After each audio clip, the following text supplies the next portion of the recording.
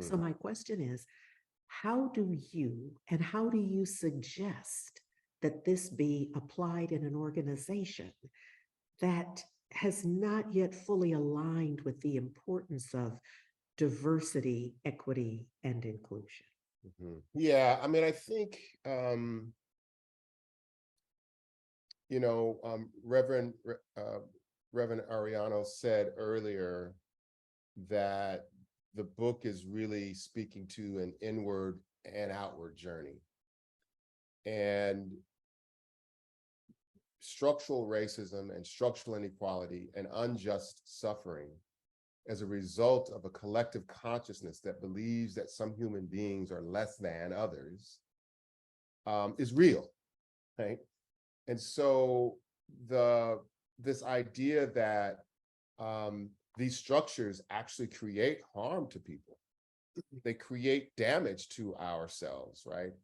And I think sometimes our relationship with oppression, our relationship to that concept of suffering and oppression shapes how we see suffering and oppression.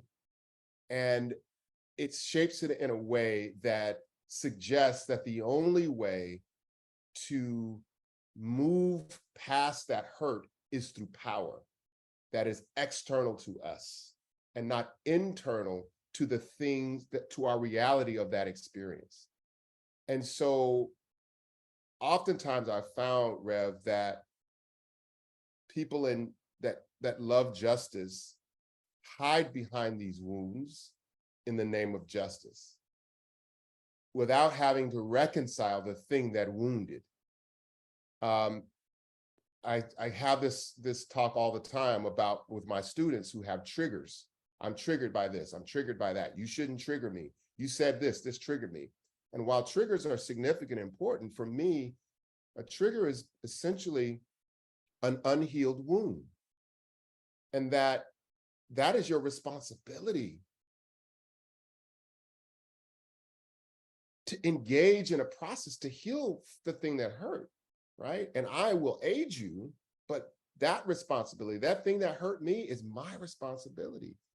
In organizations, I think it's important to have an acknowledgement of the spaces of how that organization may structure, how that organization may not be advancing DEI, but also what is the social emotional space to have the deeper conversation. DEI, Rev, is not simply a set of policies. You could change the policies in an organization, but fundamentally the people in those organizations need to also transform. And so both of these things need to happen hand in hand. And I think that oftentimes it's easier to look at the policies, practices, and procedures.